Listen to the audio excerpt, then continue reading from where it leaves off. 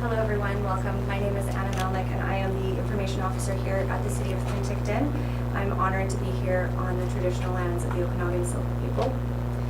I would like to now invite our Premier, David Eby, to begin the event with his remarks. Thank you.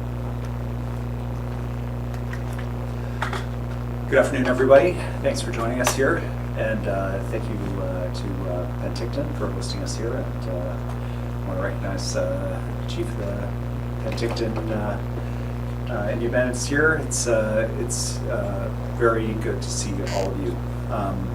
It has been a very moving visit to Penticton for myself, meeting all of the incredible volunteers, all of the remarkable wildfire fighters, and the local leaders who have responded in this time of crisis for the community. I've seen remarkable scenes, and I've only been here for a couple of hours. I was in the emergency reception center, and I saw Diane get reunited with her cat. I saw her crying, and I was like, oh no, she's lost everything. And there were tears of joy. And all she wanted to say was, this has been an incredibly hard time for me, and all I've had are tears of joy for the volunteer support that I've had through this. And I saw people who were devastated, who have lost their homes, and the huge challenges. And I want to acknowledge the passing of a woman from Meadow Valley during the evacuation, and send my condolences to her family and friends for that tragic loss, as well as for all of the people who have lost so much in this horrific fire. The people of Meadow Valley and Falder, North Beach, and Summerland. The remarkable piece of all of this has been how folks have come together. For volunteers, I met volunteers from as far away as Parksville, from Prince George, from Soyuz.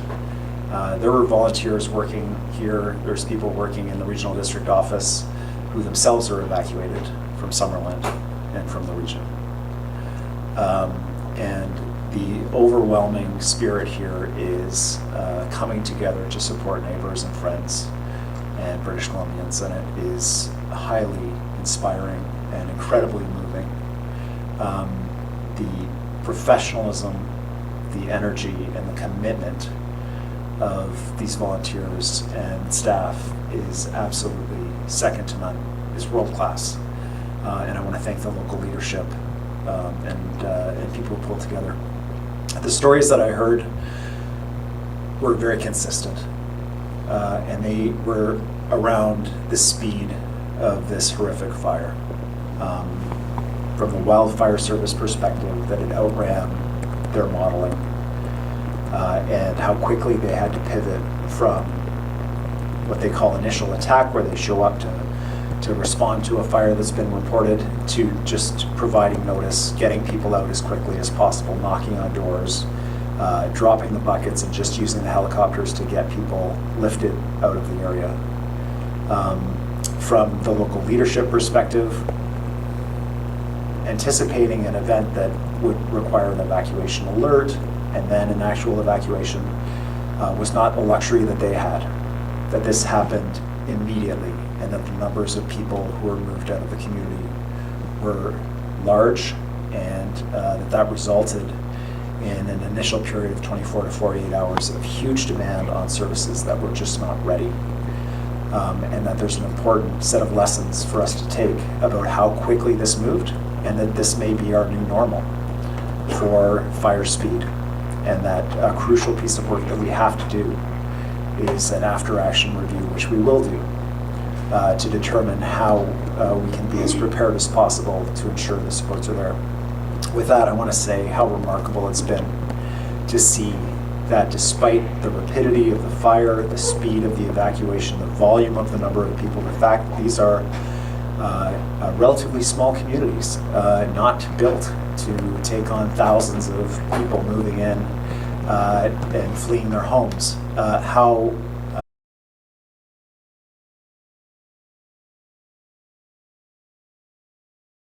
efforts of all of the people behind me and so many more people in the region.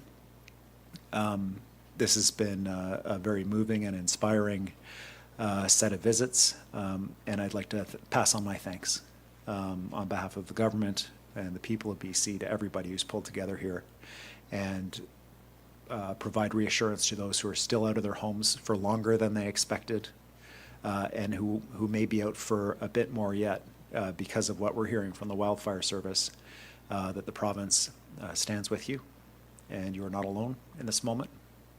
And we will continue to work with your local leadership to make sure that we're delivering the services and supports that are needed to get you back home as quickly as possible, and for those who have lost everything, to begin that rebuilding work together. Thank you very much for coming, and it's been an honor to be here. And I want to thank all of the first responders, volunteers, and others who interrupted the crucial work that they're doing to share with me their experiences, and thank them for their commitment to the province. Thanks very much.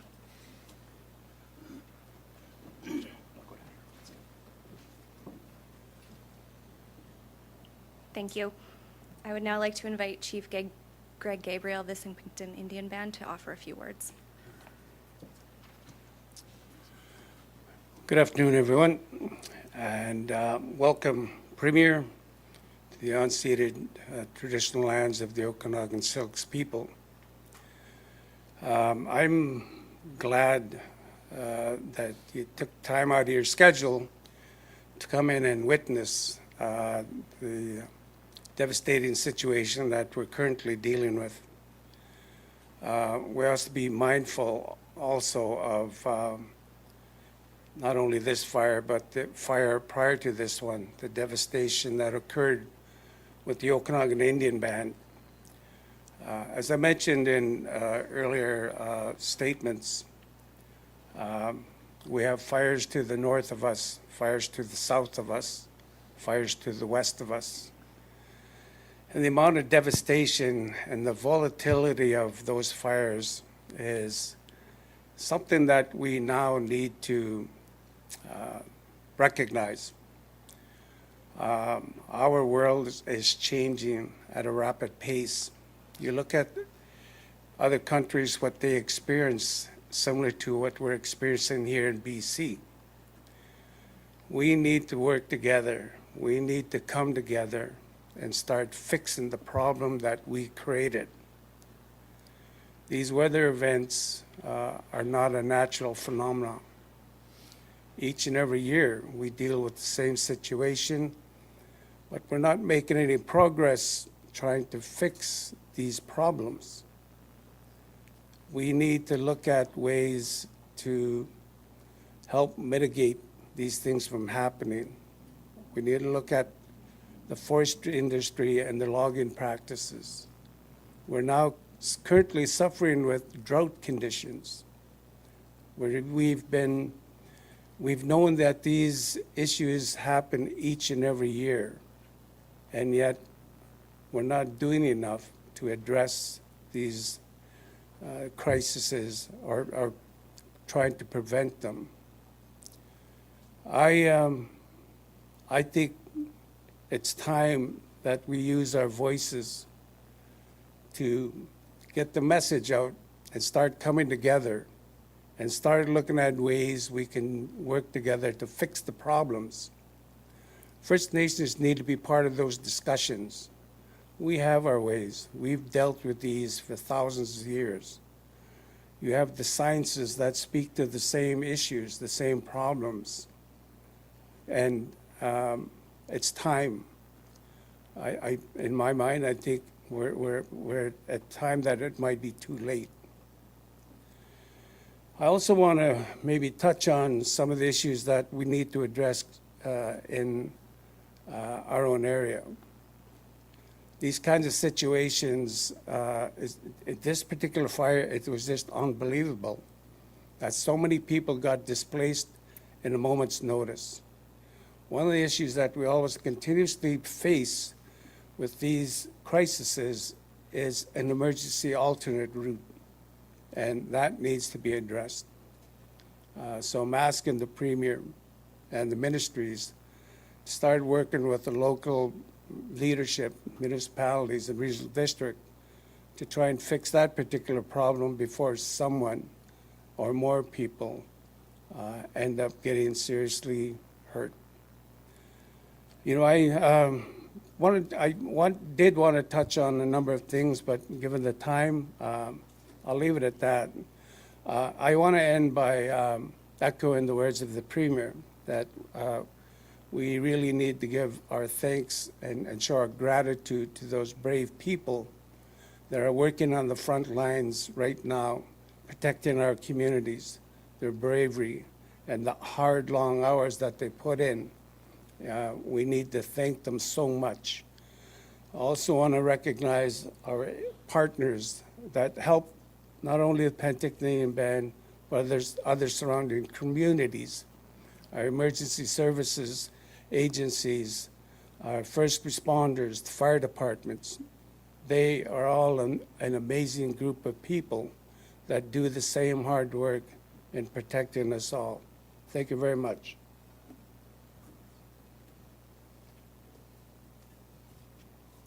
Thanks. I would like to now call up Regional EOC Director Graham Stadt.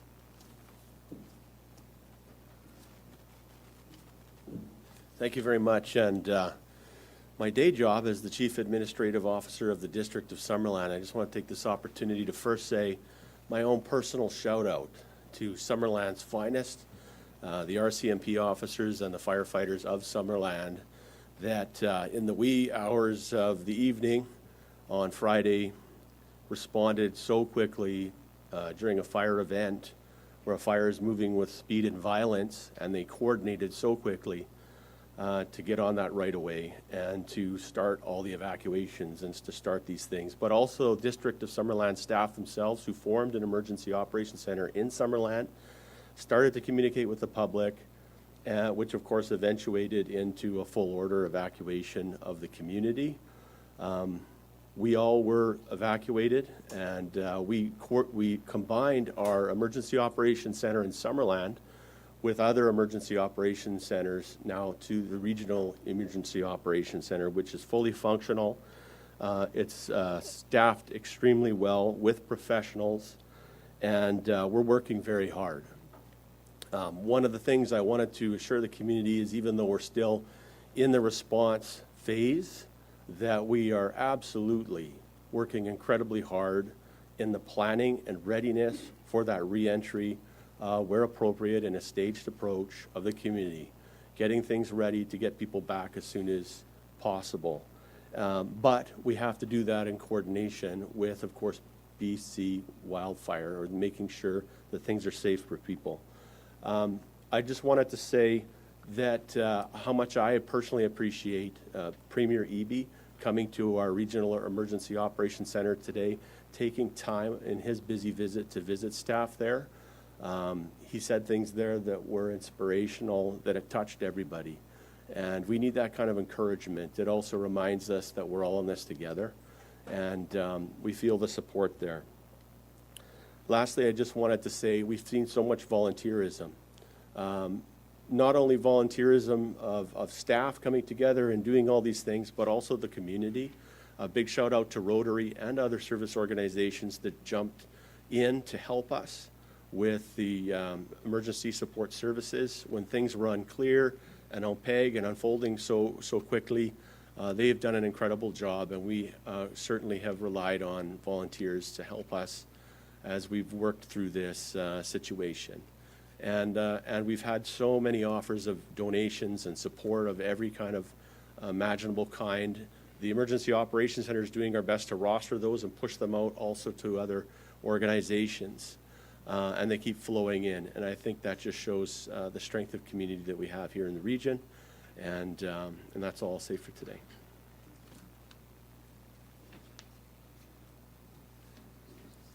Mayor Doug Holmes of Summerland will be offering remarks for next. I think Graham just stole my speech.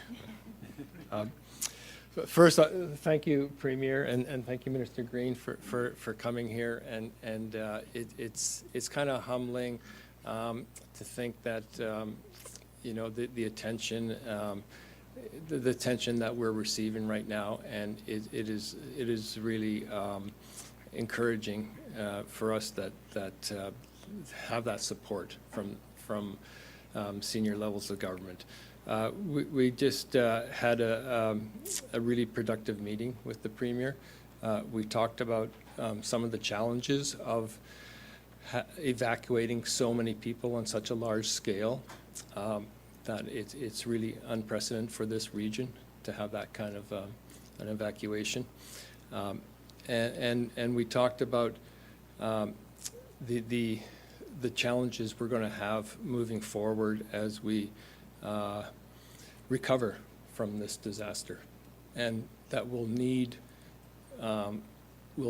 government support. This isn't something we're going to be able to do on our own, that the municipality and the regional district do not have the capacity or the ability or the resources to do what we'll need to do on the recovery side of things. And it's going to be a long, difficult recovery, and we'll need the government to be there supporting us the same way they're supporting us now in the response phase.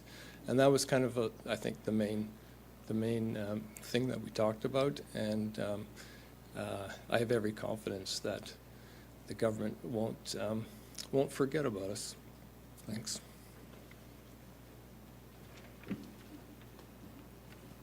Thank you.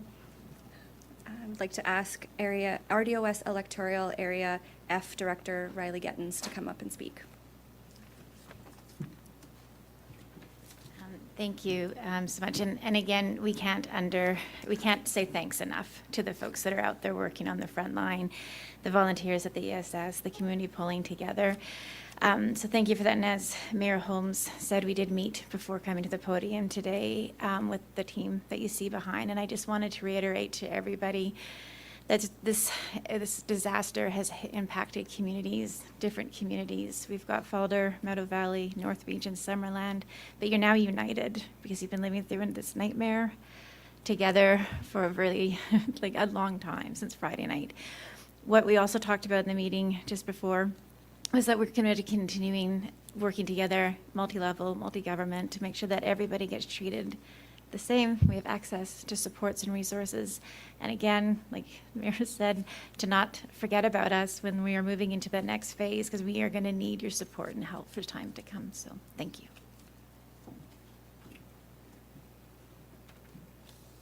Thank you. I would now like to invite Mayor Julius Bloomfield of Penticton.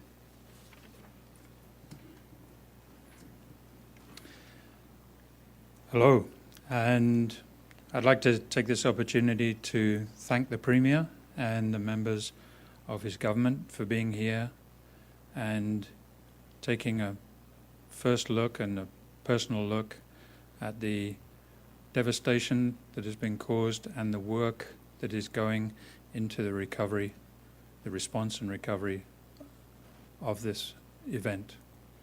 I'd like to also thank the members of the emergency services, BC Wildfire, and the different agencies for the excellent reporting and the work that they're doing on the front lines. Friday night, Penticton was given a challenge, and the challenge was to embrace their neighbours, our neighbours, into our community in a very rapid fashion, and to make them feel as comfortable as possible. It's a challenge that we accepted, we were proud to accept, and we are determined to make this event for them as comfortable as possible. And it's never going to be really comfortable, but we can make it as comfortable as possible and make our neighbours feel welcome in our community. Because we know that we all live in the same environment here. We live in the same valley. The lines that divide us, those municipal borders, they're just lines in the mountains. We're all here together, and we have to look out for one another. And I have had notes of support and offers of support from other communities to help us to help our neighbors. And that is part of being in the community and part of being in this valley and the group of communities that are here. And when you have a neighbor, you know, we've got a couple of neighbors, Summerland and Folder and Meadow Valley, you know, and they got some wounds, and we're here to help them put them right. Over the weekend, I spent some time in the evacuation center, quite a bit of time, and I got to hear some of the personal stories of the people that have been evacuated, of seniors, families, people with livestock. And it started off with, on Saturday morning, it was in shock, and then despair, and then it moves on to anticipation of what's coming, trying to imagine what's coming. And I think that the people have been remarkably patient because they understand the difficulty and the speed and the complexity of this response. To have that number of people coming into a community and into evacuation centers is no small thing. And I think that most of the people have been very understanding of the difficulties in making sure that everybody gets looked after. But we are doing it, and that work is constantly improving, and we've opened up comfort centers around the city, and I think that the staff in the city and the regional district have done a remarkable job of making sure that those people, their needs are met as much as possible. Even when some of those staff have been impacted themselves by being evacuated out of their homes or even losing their homes. And so it's a remarkable feat that the city staff and the regional district staff are still working, providing support for the people that are evacuated, even when they are evacuated themselves.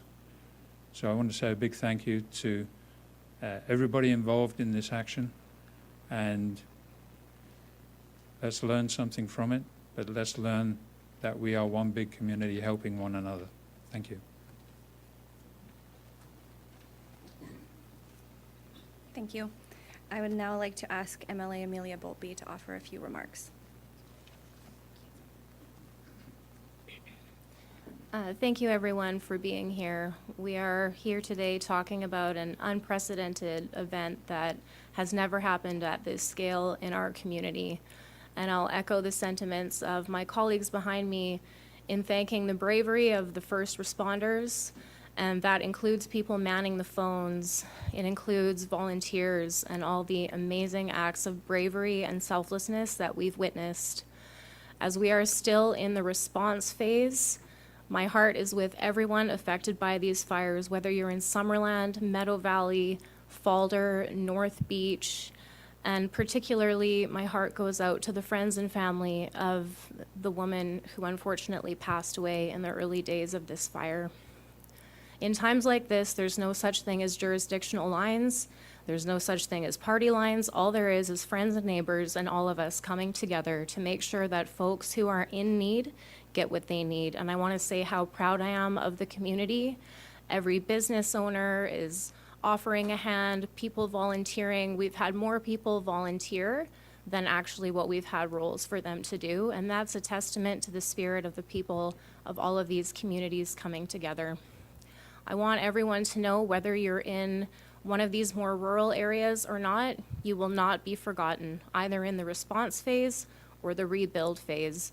No one will be forgotten, no one will be left behind, And once we get the fire contained and put out, it's going to be a long road to recovery. But I know I speak for all of my colleagues when I say that we are all here with you. And I want to thank in particular Minister Greene and her staff for getting 70 people, getting the ESS line down from 8 hours to 30 minutes in the amazing response, and thank Premier Eby for coming here, and in particular, everyone who's putting themselves out to care for those in need. Thank you so much.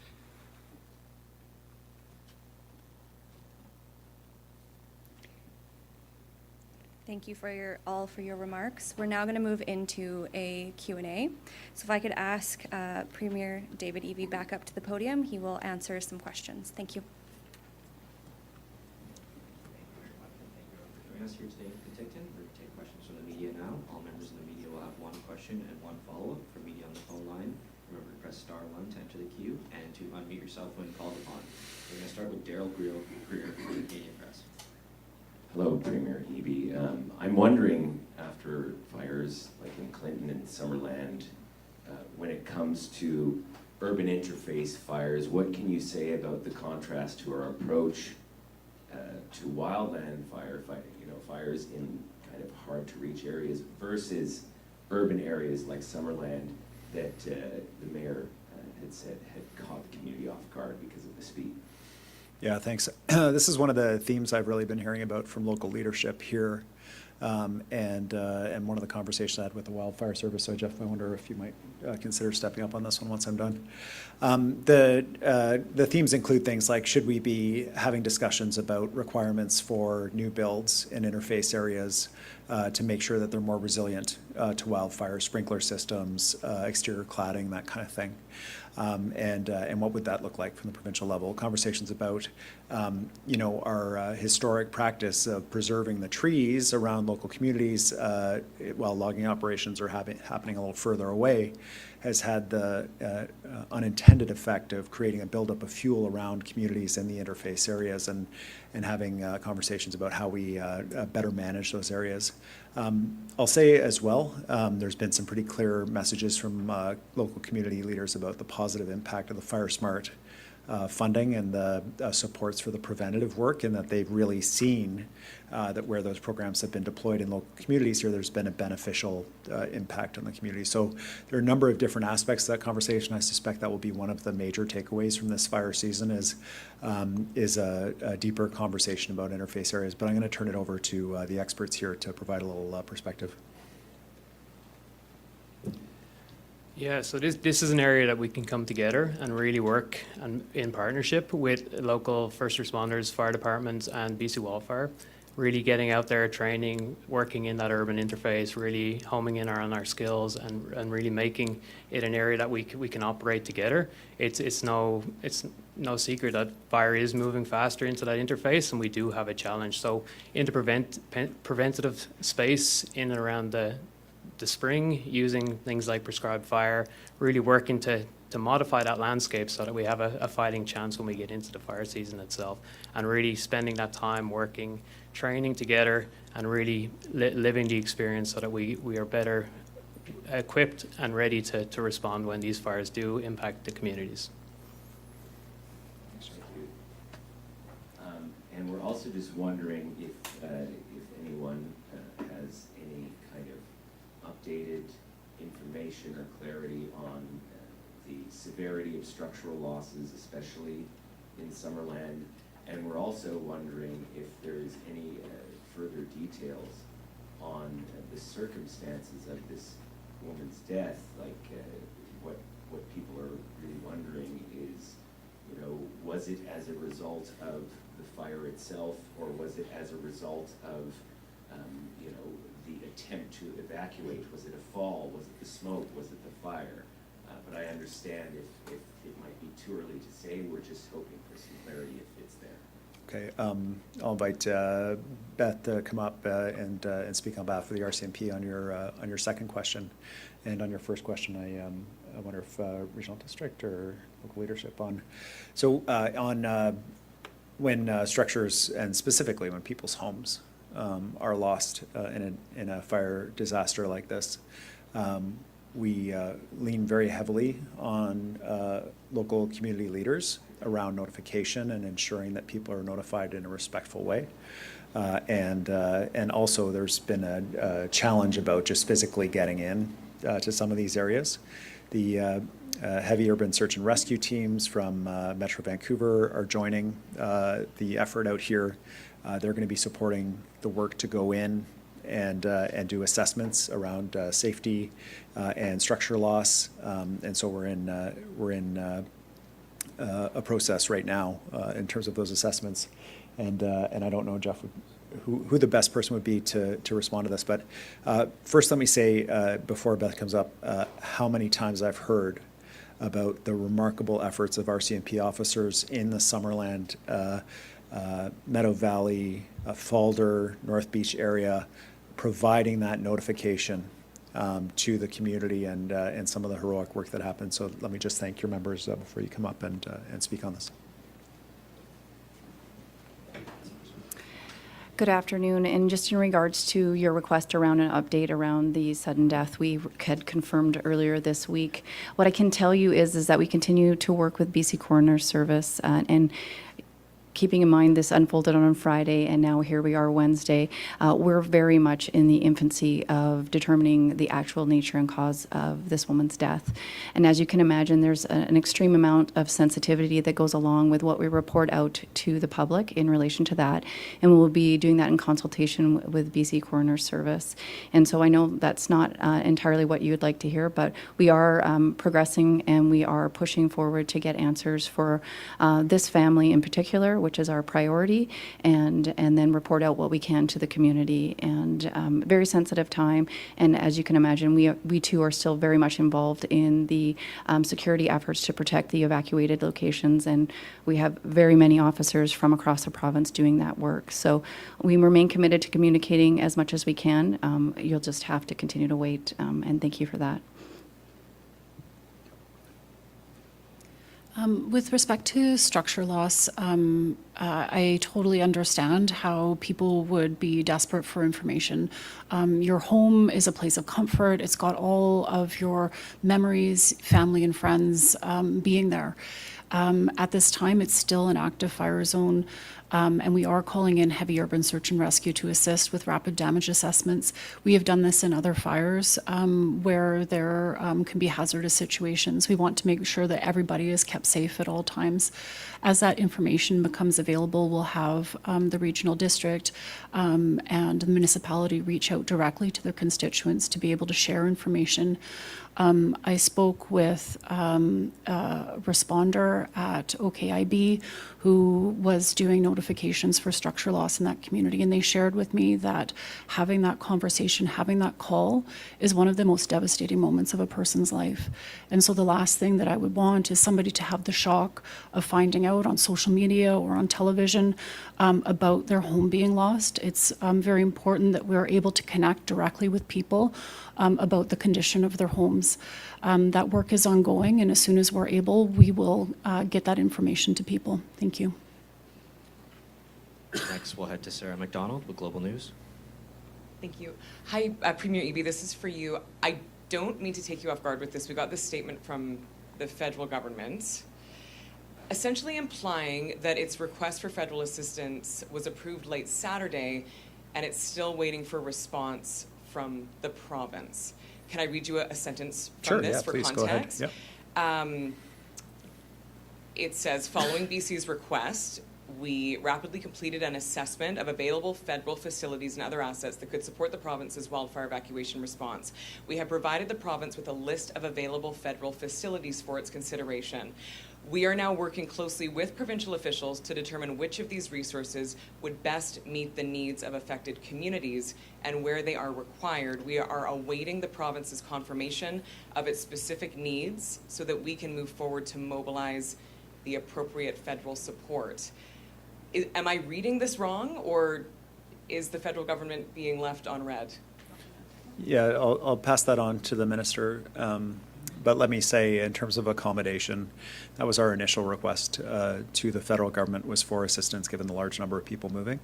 For people out there who maybe don't have accommodation, who feel there might be a shortage, there is not. You can go to the emergency center. We have hotel rooms block booked. And we have space we can get you in. The challenge has been, as I understand it, people with pets has been a big piece of the accommodation challenge, making sure that they're pet-friendly accommodation, and we're not finding a place where the pet can go, or and in some cases livestock, to ensure that that both parties are looked after properly. But with that, I'll pass it over to the minister. So, okay, yeah, Minister Greene, what's going on here? Have you not, it's been 4 days now, have you not responded to the federal government? That seems to be what they are implying here. This is your counterpart, essentially, on a federal level. Who's saying this? So what's happening here? Thanks very much for the question. Really appreciate the federal government's very quick turnaround of our request for assistance. At the time it was made, there was a significant accommodation challenge with the number of people that were being evacuated. Our priority is always to make sure that people have the supports that they need, and those supports are in place. So if people still haven't registered for emergency support services, please come to the registration center, call us online. We're ready to help you. In terms of the need for accommodation now, we did at the same time ask visitors in the Summerland area to consider that now is not the time to visit. And the public has been very helpful. They've completed their trips, they've gone home, and they're largely staying away from the area right now. So we were able to secure a significant amount of accommodation in the area and meeting the needs of people at this moment. But we're not out of the woods yet. There is still the possibility for significant fire activity. This accommodation that's available is on standby, which is really important so that we can meet the moment. We expect that conditions will change quite significantly, and so being ready for that is really important. Right, so how come you haven't accepted the federal funding that's being offered? The request for assistance was for accommodation, and so that accommodation is available to us should we need it. Right now, our accommodation needs are being met with the available capacity in the community. Was it specifically for accommodation? Sorry, Premier Eby, just follow up with Just you. to be clear, we would never turn down federal funding. That's what it sounds like everyone's being very polite here, but I'm just, okay, so it seems like the feds are saying, we want to help in any way we can. And we will be there. And I'm hearing you saying, well, thank you so much, but we politely decline. I guess that's kind of what I'm hearing. Well, the accommodation, as I understand things, is not required right now, and we certainly appreciate the offer, but we have hotel rooms for people, which is preferable to the sort of group barracks style cadet camp, for example, that we were looking at in the immediate hours after the emergency. Would you seek or accept emergency assistance funding in other aspects when it comes to? Without question, and I don't understand anything other than that the federal government will be there as we sort of work with our local government partners here to understand the implications of all of this, whether it's around support for local businesses where homeowners have lost their homes because their homes were uninsurable or only insurable at incredibly prohibitive rates, and all of the other pieces. The feds have been good partners in this to date, and we expect that to continue. Thanks. Thank you for clarifying. Yep. Next, we'll head to Brandon Phillips with the Black Press. Hi. So the Okanagan has been through multiple years of consistent drought, which has contributed to the drying out of fuel sources. And we've seen multiple winters with minimal precipitation, record lows. What is going to be done, and I believe it's been said that we need to start treating this as the new normal. So what is going to be done in changing forest practices, fire mitigation, controlled burns, going forwards so that we aren't having this kind of massive conflagration? Yeah, thanks. It's an important question, and I think that it is going to require us to work closely with First Nations, local government leaders, and community members on it, because it traditionally has been the approach that around communities, the forestry practices have been different than further out. And those interface areas where the fuel has really built up are significant risk areas for us, obviously, as we've seen in this period of drought here and in other parts of the province. I know that will be one of the key areas we get into in terms of the after-action report on this, but it's also one of the areas as government we've been doing some active work on and around thinning in interface areas to reduce fuel loads, where that also provides support around fiber supply, for example, for pulp or for local mills. There's always a challenge when you're talking about park areas, habitat areas for particular threatened species, and other balancing of other interests. And so none of this is simple. I don't pretend that it is. Some people do. It's not simple. But it is crucial that we do this work together. And one of the big pieces of work that we're doing that will assist with this is the landscape planning process that we're engaging in across the province, where we're working together to understand crucial areas, and which will speed up permitting, but will also have the beneficial impact of wildfire management as part of the integrated landscape plan around communities. I wonder, Jeff, you have any specific thoughts about this from the wildfire expertise?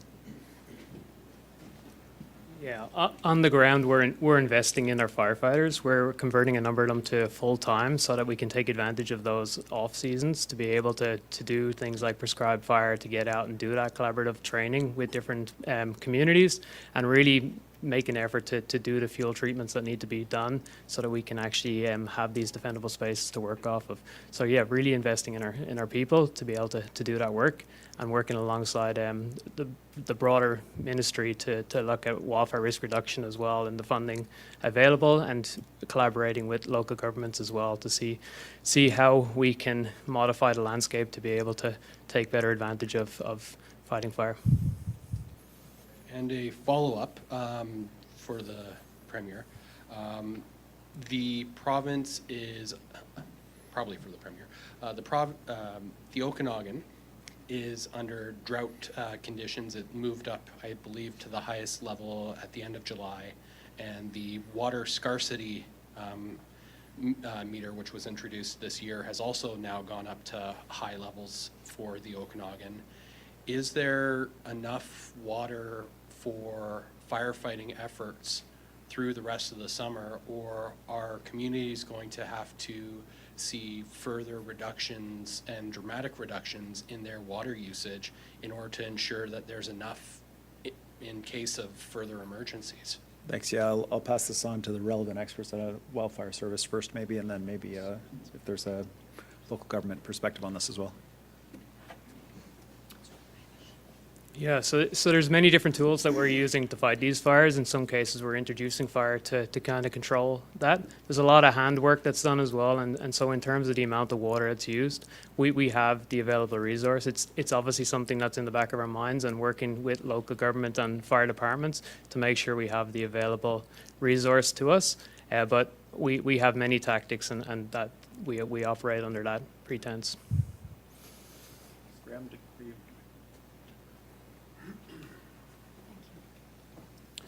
Thank you very much. A great question. I'd say a couple things. First is there's an abundance of water in Okanagan Lake, and we can access that for tenders. Of course, we see air tankers picking that water up, and it's going to be fine from the lake perspective. But I can also say the District of Summerland itself actually takes no water from the lake. Our entire water system is based on water that's held back in water storage in headwaters areas in 11 different dams.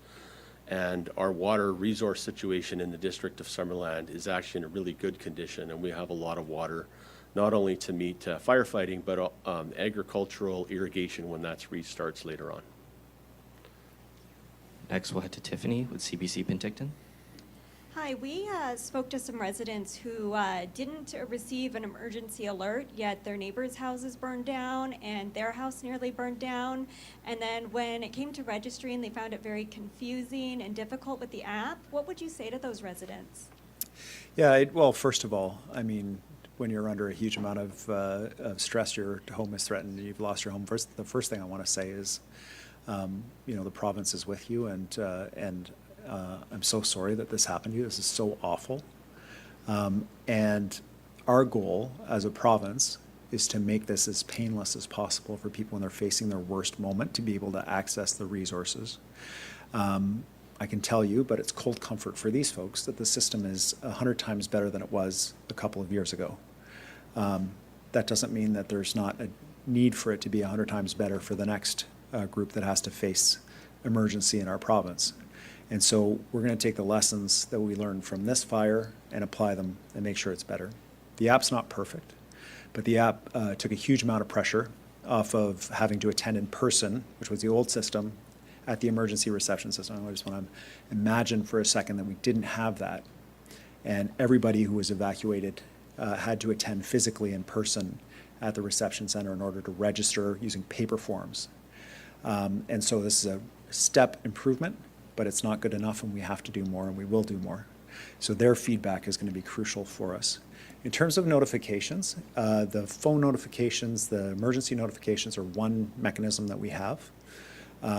In a fast-moving fire like we saw, we had to go, and I say we, I mean the heroes on the ground had to go old school, knocking on doors. You got to get out of here. You got to go. And that was delivered by RCMP, Wildfire Service, Summerland Fire Department. I met a captain of the Summerland Fire Department, and he just had such positive things to say about the relationship with the Wildfire Service and how they all work together.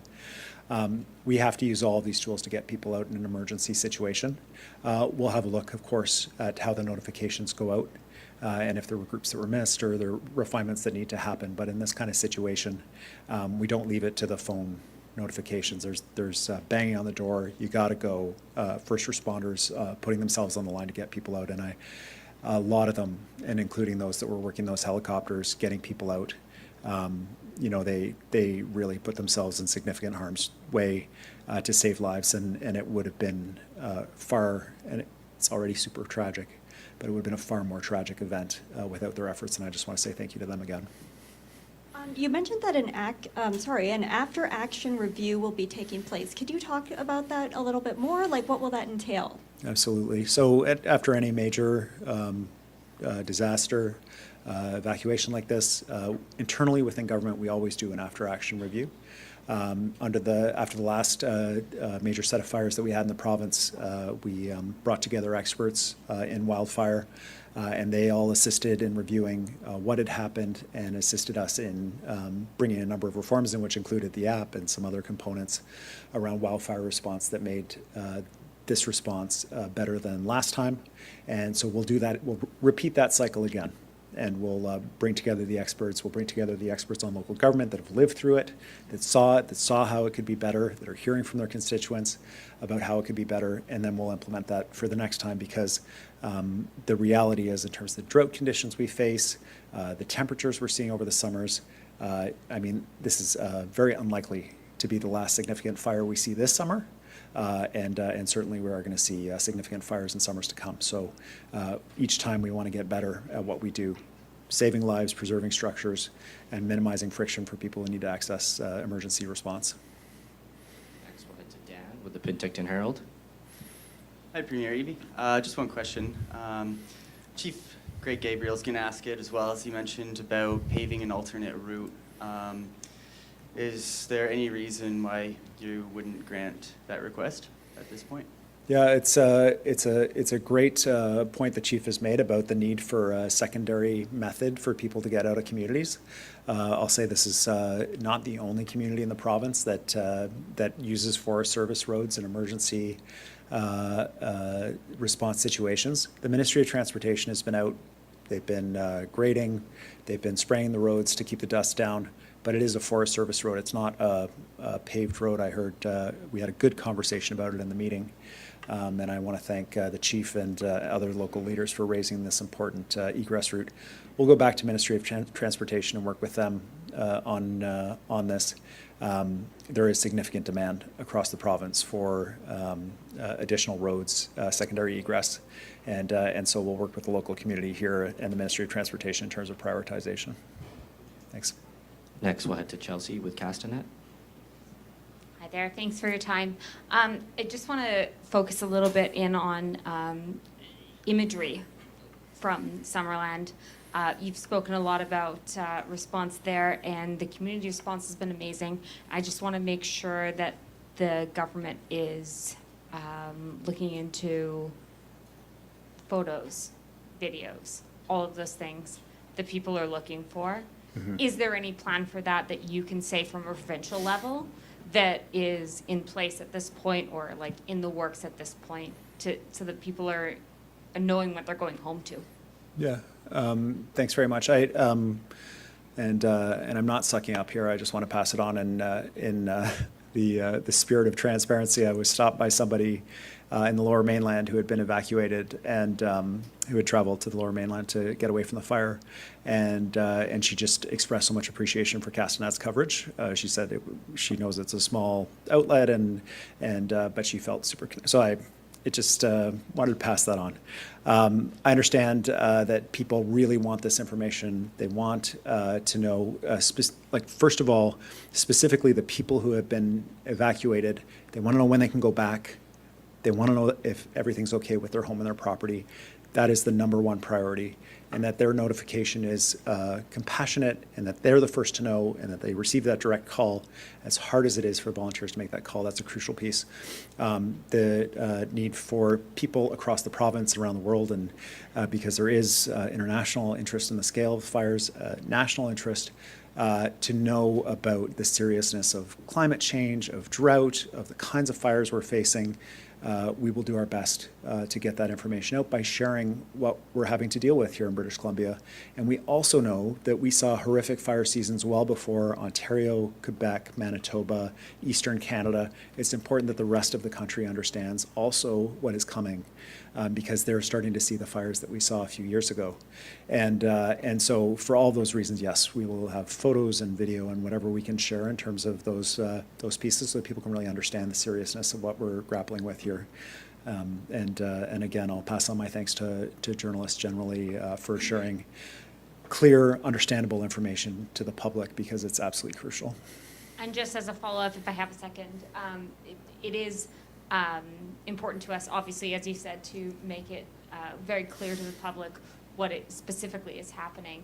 But we are getting a lot of people asking us, what does it look like on the scene? So do we have a timeline from the government about when we might be able to see some actual official videos? Because we are not trying to be in the business of getting things wrong. So yeah, absolutely. Yeah. And also, I want to recognize the challenge of some of the misinformation that can circulate very quickly in the absence of official photographs, video, and so on that people can rely on, and especially in this era of AI imagery. So I understand the crucial importance of it, and we'll get it as quickly as possible, but I don't know if the Wildfire Service has a perspective on that. That would be great if we could talk about when we can get access to what's going on at the scene. Yeah, so the team on the ground, like their primary function right now is to make sure they're securing the fire line.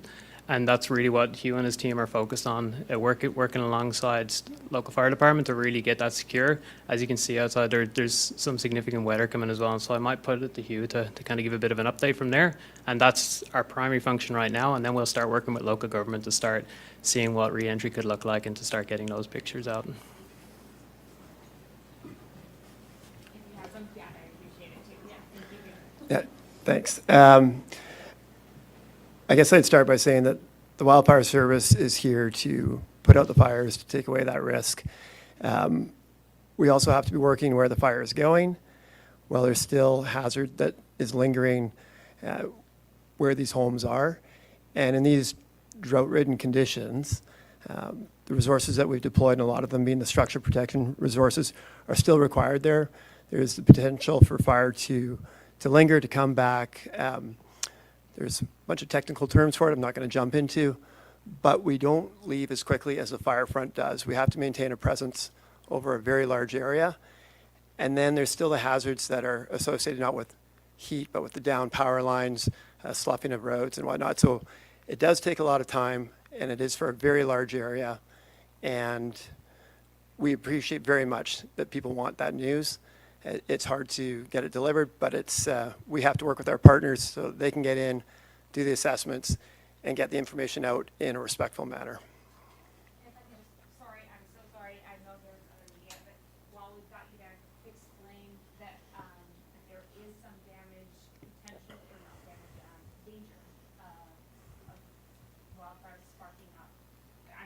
from you guys before the past 5 days. It's been a while, right? But like, I just want to make sure to people who are listening and watching Yeah.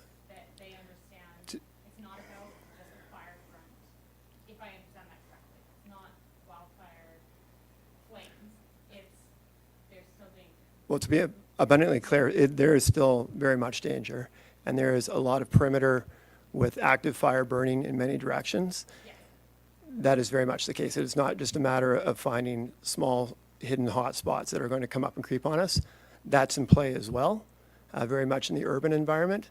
But along the perimeter of this fire, there is a lot of perimeter that is exposed to a variety of weather that could move this fire in any number of ways. But we're busy responding to that as well. So thank you. Thank you very much. I just want to make that clear to all of our listeners. Thank you. We have time for one more question, and we're going to head to Radio Canada. Mine's for Premier Eby. So what are the criteria for you to ask for the armed forces to come in? Thanks. The only criteria is that our experts from the Wildfire Service or from emergency management say that that would be a helpful resource, and then immediately we would make that request. I had this conversation with the Wildfire Service this morning.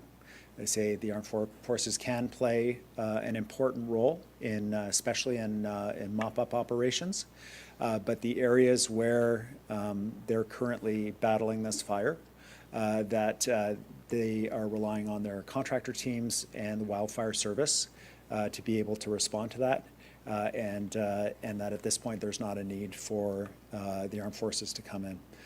We wouldn't hesitate. I wouldn't hesitate if they said there's a helpful role to be played here. I certainly don't rule it out. This has been a brutal start to our fire season that had a delayed start, but a horrific start here in the province. And so it's certainly possible, but at this point, that call hasn't gone out yet. Hi, Premier Eby. Julia Wong, CBC National. Farms and ranches seem to have been greatly impacted by this wildfire. You know, we've talked with farmers who are worried about their orchards. We've heard that some crops may be completely destroyed. I've spoken with others who say their livestock were wiped out by this wildfire. Is there going to be financial assistance made available to farmers and ranchers? Yeah, thanks. I spoke to a guy downtown who was visiting his parents who run a fruit stand, and he was like, you know, the peach farmers, they should be taking their peaches off the trees right now. They can't get in. There's huge concern among farmers that want to be able to get to animals that are behind the fire line, and it's just not safe for them to go in. Great frustration for them. I was talking with the mayor of Summerland about how people can lose track of how agricultural that community is, how many farms there are in that community. The Minister of Agriculture has been working to identify buddy farms to be able to move livestock out of the fire area and onto another farm where it's safe. There will be, and there is provincial insurance for crop losses, including related to wildfire. But for detail, maybe I'll pass it over to Minister Greene, who's a little bit more steeped in it right now.